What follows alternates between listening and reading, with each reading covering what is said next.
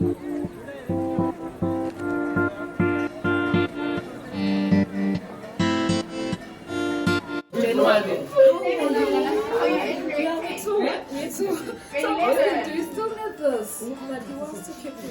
he has to.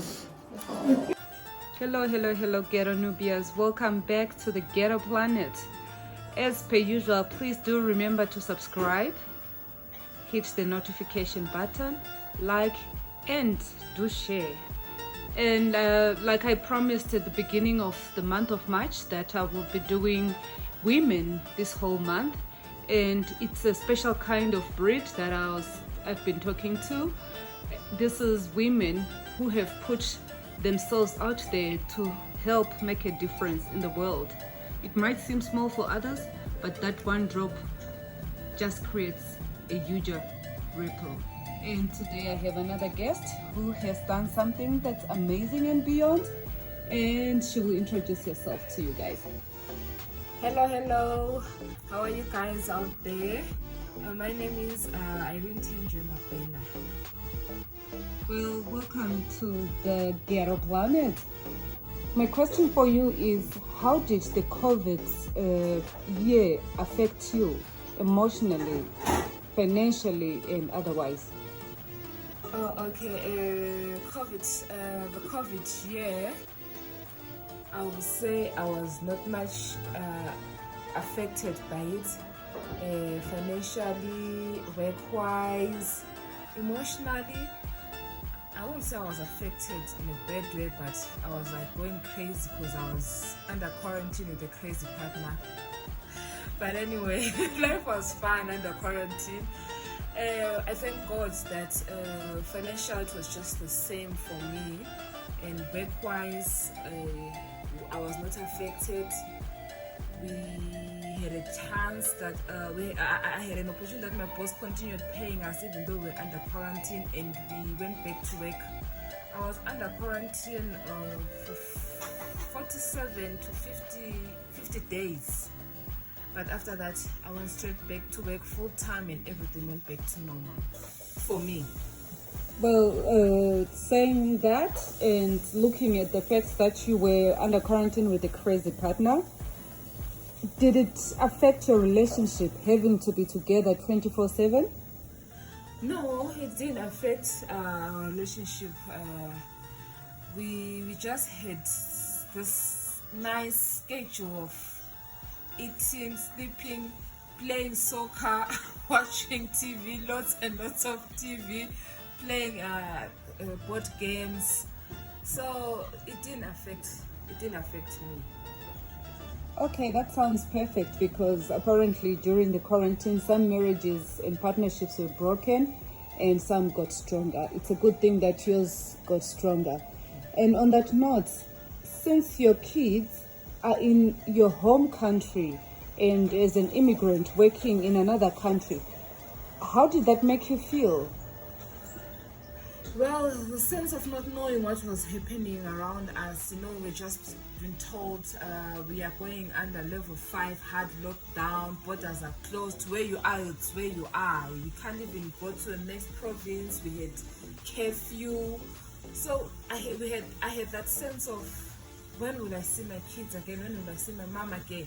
When will I see my relatives again? So it was kind of crazy in our mind, thinking, what if this thing takes longer?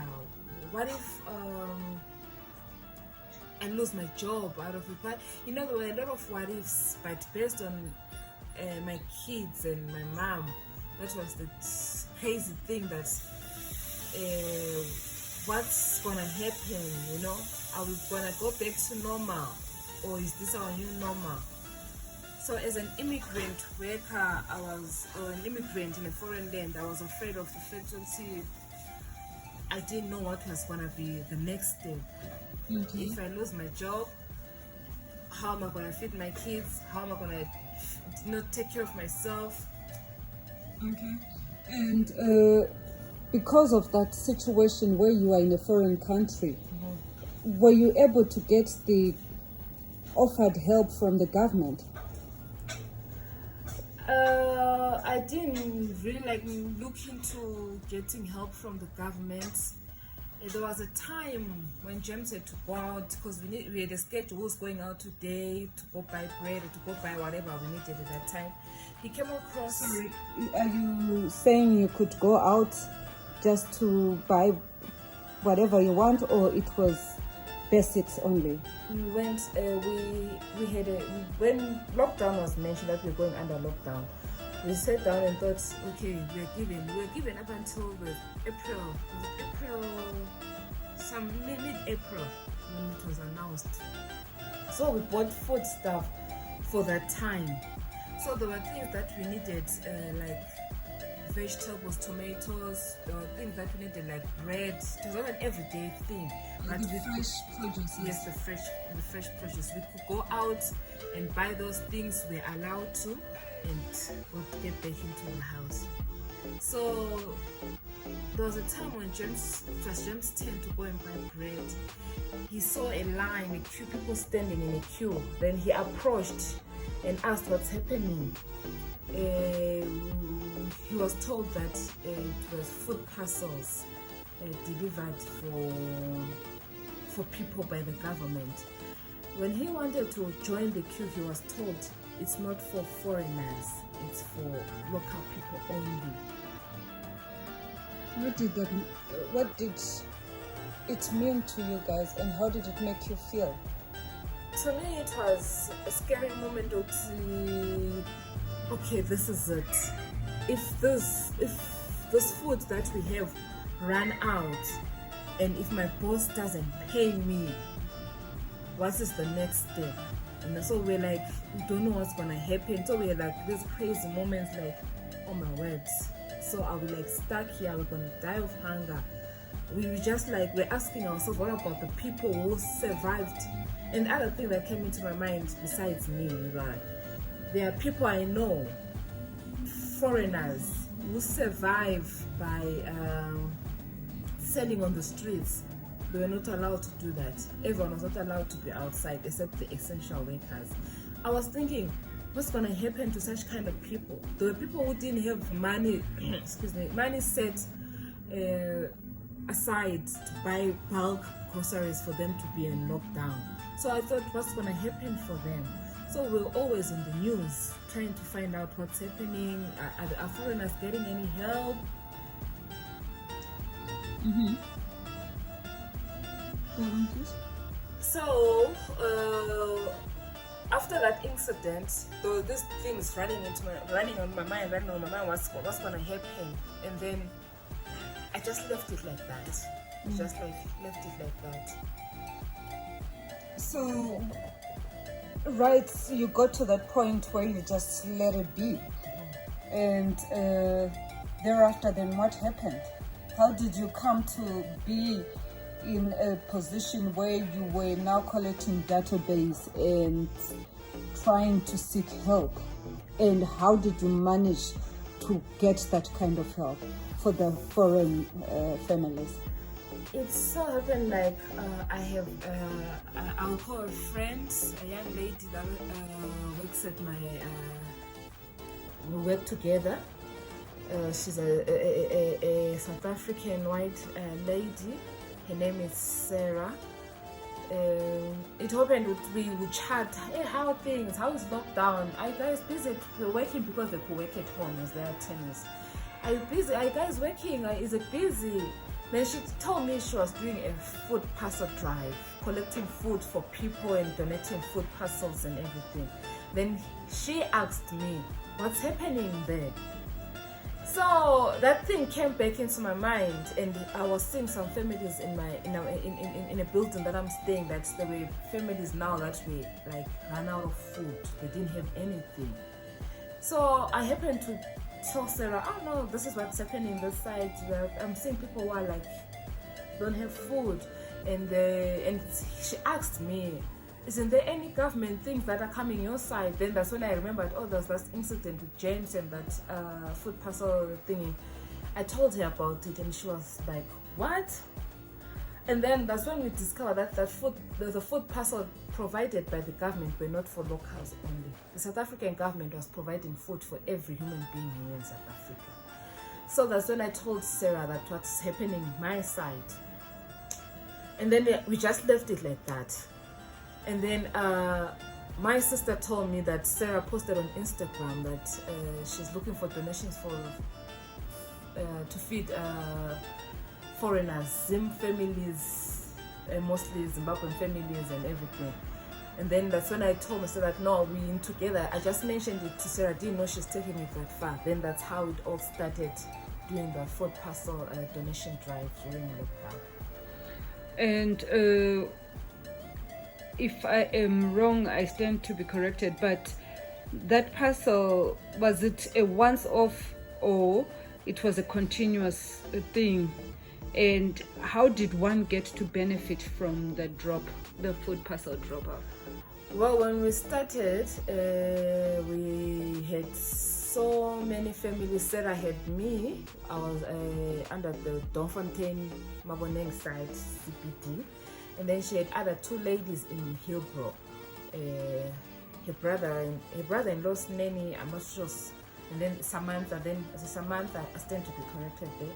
And then there was another lady who worked at a salon that she frequented called Cynthia.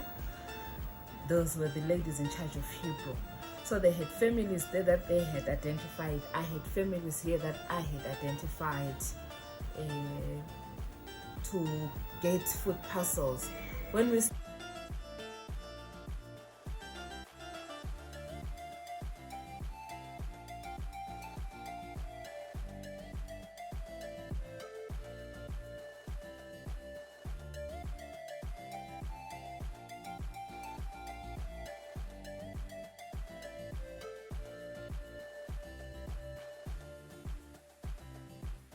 started, I didn't know how this thing was gonna be.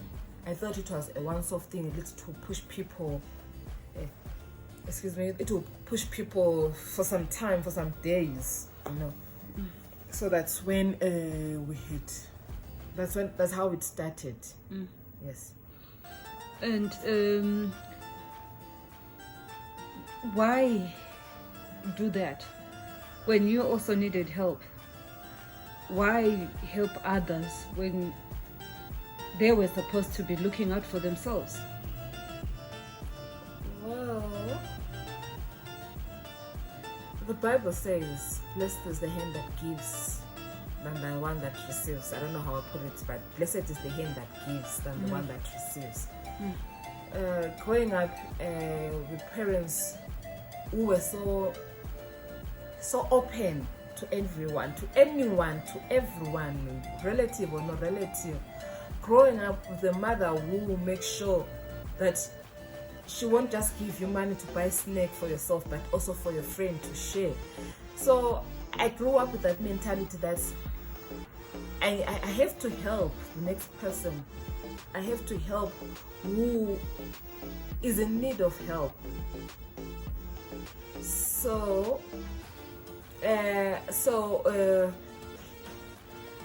it's in me. Actually, I that's what gets my adrenaline running, you know, like just helping that person, to see that person happy, to see that the next person smiling. I could have ignored it because I knew it, but my side, I would say I was covered. I knew my side, I would get something, or I would just register me, myself, and I, you know. But just to think of those families with kids, you know, mostly important, the kids, and that current moment with no jobs. Yes, and the fact that we are all in a foreign land, we are all foreigners. So to me, when it comes to helping the next person, it gives me pleasure to know that someone, I just did my part, what I can, and that's it, that's me. But you didn't stop there, because currently, again, you and Sarah were in Soweto recently. So you can ready to go. And there's some few extra things that we found in there. So you just tell me if this is the right stuff, if it's the wrong stuff, if you need more, what's not okay. Okay. I love what you say. Put my number, Catherine, and you put Sarah's number. Okay? And I don't know if Precious's number is on here yet. It's set up, there's a SIM card that's Helping some orphaned kids. How did that come to be? Okay, in this case now we have a young boy called Tabo. Very sweet little man. I met Tabo on, I think, a month back through a friend who called me in the streets like, can you come here please, there's a situation here. Then I went and I was told about this young boy who had no parents. He's only 14. He's from Zimbabwe. He came to South Africa last year in November with his brother. How they crossed the border, I do not know. With the brother. So they were living on the streets. They were living on the streets with his brother, and then it happened one day he couldn't find his brother. So this little boy has been living in the streets he's been living in the streets for almost a week to 2 weeks alone. And here I am, a mother, thinking this boy is 14, my firstborn son's age. How cruel is this world? What's happening to are people not seeing him or trying to help him, or so me and Precious, the lady who first saw Tabo, we took Tabo in. I had another appointment to go that day, and then I told Precious, no, look after the boy, we'll look for help for him. And then that's how we got to get Tabo to Soweto. To cut the long story short, that's how we got to get Tabo to Soweto. And as Sarah we call each other comrade leadership. As my comrade, I just sent her a message. Do you know any orphanage, or do you know a place that can take a boy? Knowing her, she was like, what's happening? Where is this boy coming from? And I told her the story. That's the story with Tabo and everything. We found him a place to stay in Soweto under Bishop Jerome, who's been helping a lot of my immigrants here in South Africa. We took him in. Then Sarah posted on Instagram asking for help for people. That's when Tabo got donors from all over the world. That's how we got to go to Soweto. And we also had to take 2 more boys under Tabo. So what are you saying? You are helping not just Tabo, but 2 other boys. Yes. What are you helping them with? Interesting question. What am I helping them with? To see that they've food, to see that they've got stationery, they're going to school. Tabo is now under foster care to 2 parents in Soweto.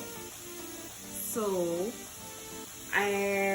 by telling Sarah, by putting it out there, that's the help I could give to Tabo. By getting Bishop's numbers, talking to Bishop, explaining the situation, that's how I got to help Tabo.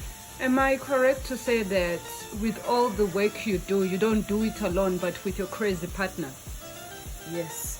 And he helped with the information of where the little boy is now at? Yes, James helped with the information of to get Bishop Jerome's numbers.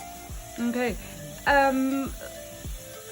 That's not what I heard or saw when I went with you guys. It seems like you do go the extra mile and offer like parental presence to these kids, and you do try to step beyond just the material things. Am I correct? Yes, you are. How are you doing that? I will say by helping the foster parents, talking to the boys. I will say I have vast experience working with boys. I think it's comes to so many years working with young boys, teenagers. So by talking to them, I know how to get through to those boys. By being interested in their lives, what's happening, how is school, that's how I'm offering. By just being there, moral support, That's Right.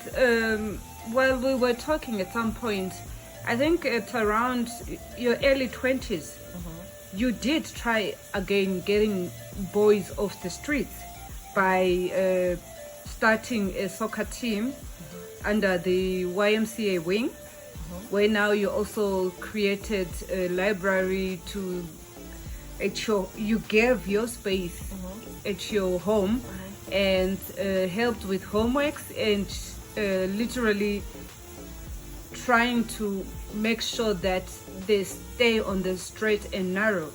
Is it something you look into making a permanent profession out of, or starting your own organization in regard with that? Because the other thing I heard a lot was how hard it is to find a placing for a boy. okay. If I can start by correcting you there, I started with YMCA. I think I was 19 years old. Okay. With YMCA, and then I was asked if since I was someone who was so interested in soccer, you know, so I found the program in Bulawayo, and it was a soccer program for young boys from the age of 6 to the age of 18, 14, 15, I'm not sure. So I had 3 groups of boys. I had the 6 to 8 years old, I had the 10 to 12, I had the 12 to 15. So in so doing that, it started, I think it woke up this, I'll say monster, but not in a bad way. That's because I always wanted to, everyone who knows me, I wanted to be a teacher growing up. What do you want to do when you grow up? I want to be a teacher. You know, I want to be a teacher. But then by working with YMCA, I was shown where I am supposed to be in life. Where I need to, like, if I say my purpose in life. So by working with those boys, not only did I see to their homework, not only did I see that they're doing right with their parents, not only did I see that they're doing great in school.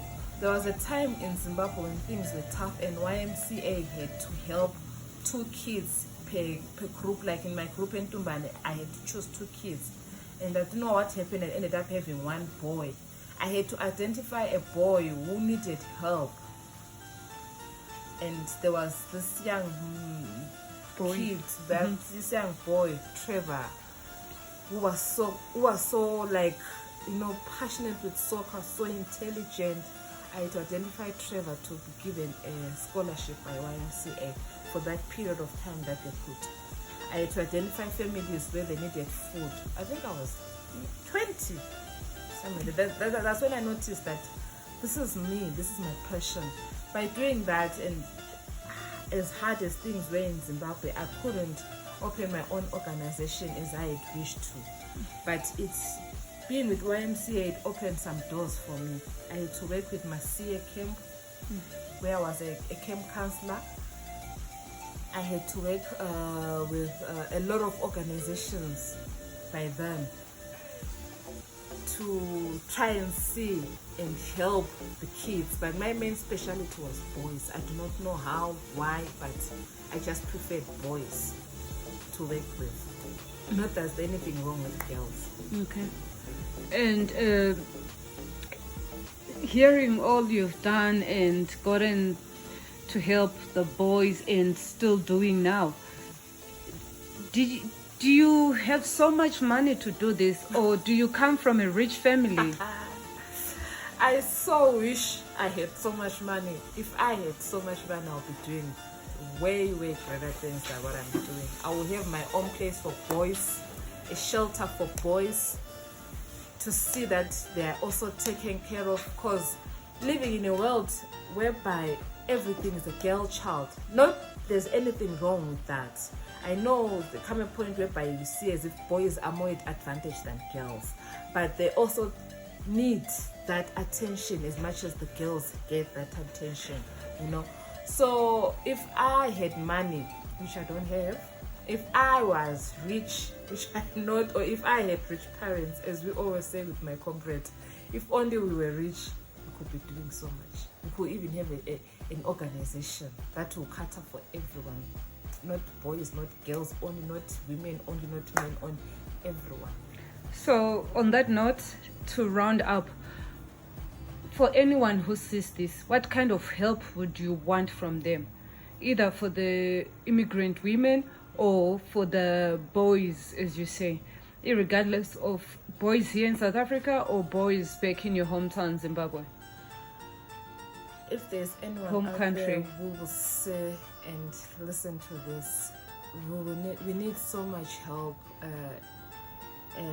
I need so much help to see a next person happy, a next person being uplifted, the next person being helped in any situation they could be in. There are so many organizations here in South Africa that are trying and doing some things for people back in Zimbabwe. There are so many organizations here that are doing things for people here in South Africa, immigrants, local people, everyone. For me, my dream is to have that organization that I can work with, or an organization that I can start myself to help the women, to help the young kids in South Africa and back home. So to reach your dream, what kind of help would you want? For instance, with the small steps and small goals, with Thabo, a library, donations of school stuff, donations for his social life, because as a kid he needs that all-round stuff covered for him. Yes, we will need all such things that you have mentioned, not only for Thabo, but I know of many young boys back home in Zimbabwe. Okay. They will need books, Reading books. We will need any stationery that can help young kids back home, that can help Thabo here, that can help Ngobani, that can help Moses, that can help every kid that is there in Soweto under Methodist Care Center. We will need that kind of help. We will need even techies. You might think they're old to you, but to someone they'll be brand new. They can help them play around on the streets when they're playing soccer. Any equipment that you might think, soccer balls, techies, stationery, pens, pencils, reading books, just a small thing can go a long way. I cannot say I have an organization that is based on such kind of thing, but to me that will make a dream one step further to accomplishing that dream that I want to see happening in Zimbabwe. How about gadgets? Looking at how the world has been changed into a gadget world, especially with school-going kids, whereby they're learning from laptops, iPads, and stuff. With COVID, my boys had to go they had to go online. In Zimbabwe, they didn't have it like here in South Africa. In Zimbabwe, when I will ask mom what's happening, they'll tell me that they're getting messages via WhatsApp from their teachers using Gogo's phone, my mom's phone. And they'll rotate, two of them. They'll rotate using that phone to get their homeworks and then do their homeworks, take pictures, send to their teachers. That's how they kept their school year last year and up until this year, until they went back to school this Monday. So gadgets like that old laptop that you think it's old, that cell phone that you no longer need, that computer, the PC, it can help not only my kids, not only Thabo here in South Africa, not only Moses here, it can help a lot of young boys and girls back in Zimbabwe. Right. So basically, on that note, what Irene is saying is, in any way you think you can help, please do reach out. And it's not just about the kids that is specifically focused on, but all the other kids there can stand to benefit from whatever you donate. And also the kids back in Zimbabwe would appreciate the kind of help that she's mentioned, which is gadgets, laptops, be it old models or the new ones, or anything that you have lying around in your homes or schools, please do reach out so that we can make a difference to some kids in a third world country, and to some kids whose parents are trying but because of COVID cannot afford those necessities, or even when they could, but with the lockdown they're out of work and they don't even have the first basics, which is food or rent or money to pay for their shelter and stuff. So since we can't cover everything, Tanjo's focus is the kids. If we can help those kids, that's the world will keep going round and spinning. And again, I think some of you have heard, somebody's old rubbish is someone's new. So let's keep helping out. And with the month end of March, we are signing out with this and saying to you, it don't matter where you are, who you are, rich or poor, you too can make a difference. And remember, do subscribe, like, hit the notification button and share. And as per usual, Ghetto Nubians, we are still not out of the pandemic. So please do wear your mask, keep the distance, wash your hands, and follow the regulations given to you until we are out of this pandemic. So see you again next week, and bye.